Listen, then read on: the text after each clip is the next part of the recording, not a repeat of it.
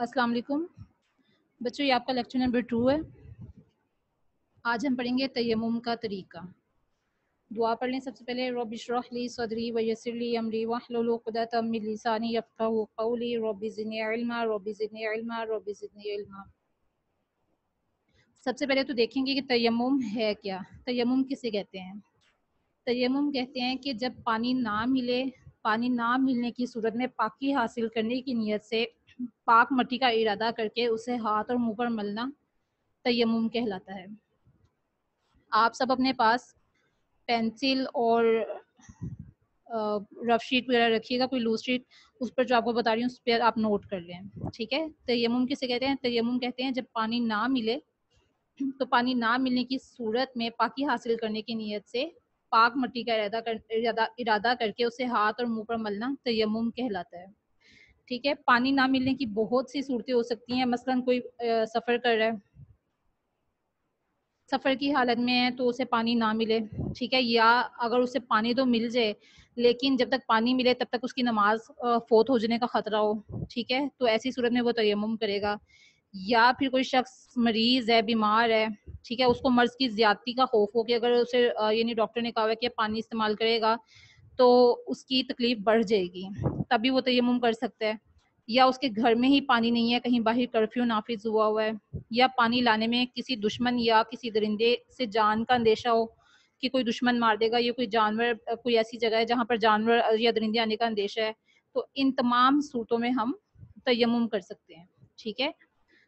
अगर ये सूरतें कई सालों तक कायम रहेंगी, तयम्मुम भी हम कई सालों तक ही कर सकते हैं, तयम्मुम भी बरसों ही जायज़ रहेगा।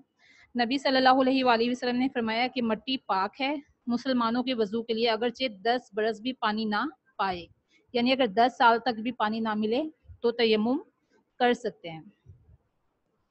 तयम्मुम का तरीका क्या है? इस बारे में एक हदीस है कि हज़रत अमार रज़ी अल्लाह अन्हु बयान करते हैं कि वो सफ़र की हालत में नापाक हो गए, ठीक है, और पानी ना मिलने की वजह से वो मट्टी पर लोटे, यानी खाक पर लोट पोट हुए और नमाज पढ़ ली। फिर सफ़र से वापस जब आए तो ये आकर नबी सल्लल्लाहु अलैहि वसल्लम के सामने ये हाल सारा बयान किया, तो आप सल्लल्लाहु अलैहि वसल्लम ने फरमाया कि तुम्हारे लिए सिर्फ यही काफ़ी था।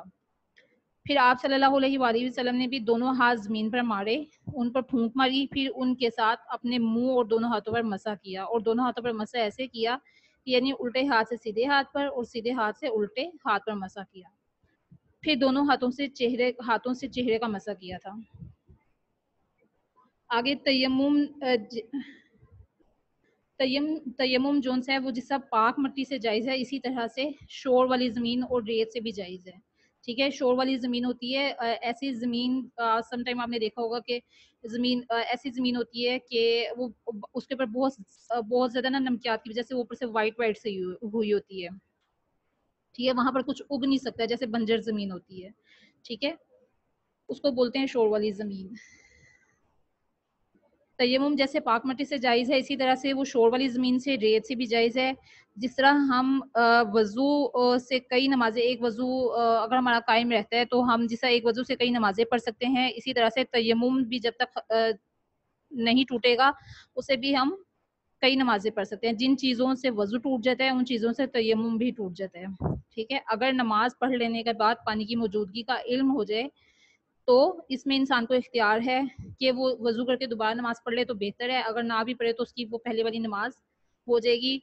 लेकिन अगर वो दोबारा नमाज़ पढ़ लेते वज़ू करके पानी मिलने की सूरत में तो उसे 2 नमाज़ों का सवाब मिलेगा, ठीक है। यहाँ पर सिर्फ़ हमने ये आपको आगे बयान किया हुआ है कि तयम्मुम का तरीका पेज नंबर 8 है कि तयम्मुम का तरीका क्या है। पाक मट्टी पर ऐसे हाथ मारें, तयम्मुम की सबसे पहले नियत करेंगे, ठीक है।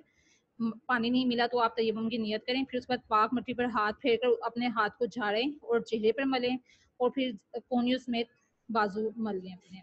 तो इस तरह से हमारा तयम्मुम हो जाता है, ठीक है। ये आपने अच्छी तरह से तयम्मुम का तरीका याद करना है, और जिन चीज़ों से तयम्मुम कौन सी सूरतें हैं जिनमें तयम्मुम कर सकते हैं और किन चीज़ों से तयम्मुम टूट जाता है, ये सारे पॉइंट्स आपने अच्छी तरह से याद करने हैं।